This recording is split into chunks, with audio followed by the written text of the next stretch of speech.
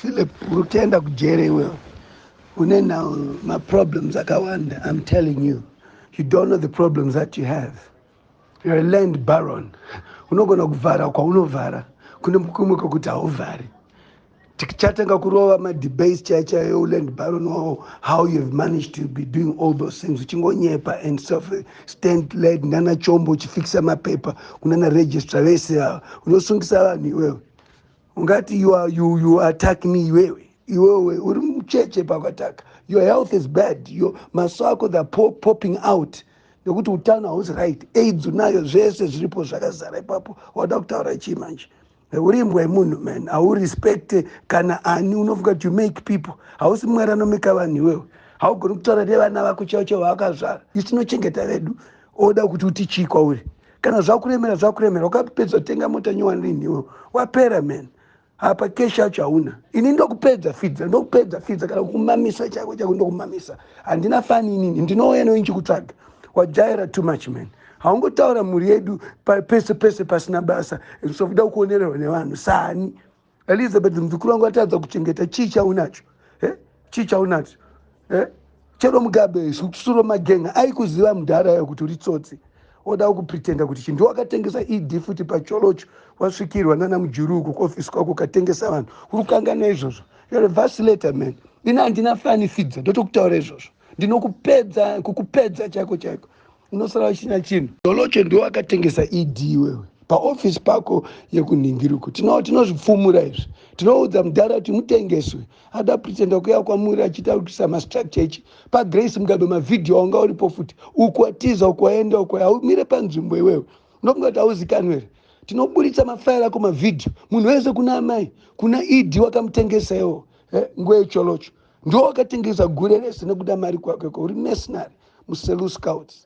Unofana kuziva hama dzako. Unofana kuziva vanhu vari chokwadi. But unonakirwa too much. You must be grown by now, Phillip. You cannot be repeating the same things you do when you are 21. Ina handizvifarire izvozvo. Tamba imega. Ina handina time yacho izvozvo. You know that. I don't depend on anybody. Ndoita zvindega. I respected you. Tabva kure too much. But your behavior yekutaura isusu uchida kushora mhuri yedu. Bamukuru wangu akauya pamba pako ipapo. Akakurataura kuti ukama wedu wakamira sei. Elizabeth akakura kumba kwedu. But unomushungurudza but ina handipindiri. Ndichatanga kuipindira manje topedzerana. Fair. Nekuti unofunga kuti une mari. Apa kesha yacho hauna futi. Oda kuti vhara uchienda nekumasaidi and so forth. You don't do that. Ndaipinda mubedroom ako iwe ndichipinda muchikurukura. Kubva kudhara. But you forget that. Why do you have such a short memory? You talk about me, what for?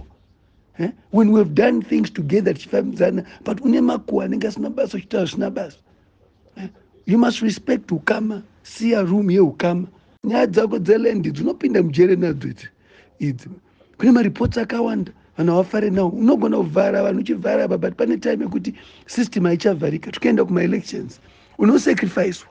Your health is not good. Look after your health, man. Usangoita zvinhu sina basa and so forth. At no point did we think, but why do you talk about me? Why do you talk about our family? Inewe.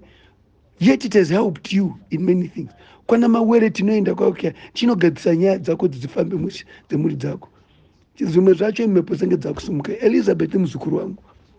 But inini handipindiri. I don't take side. Nenge tori kusaidi kwako totoaccuse.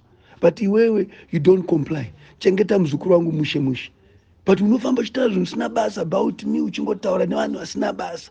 Not level yandasvika ifidza. I don't appreciate that. I hit back. I hit back hard.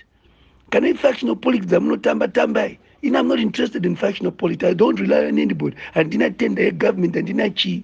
Wamanopuwa mabasa government ina handina. Izvaizvozvo. Ndomira naMwari ndiri ndega ndichita zvinhu zvangu ndega. Takaita election kumashoes nikakudya mushe ka appreciate. Asi uchiri negodo yacho.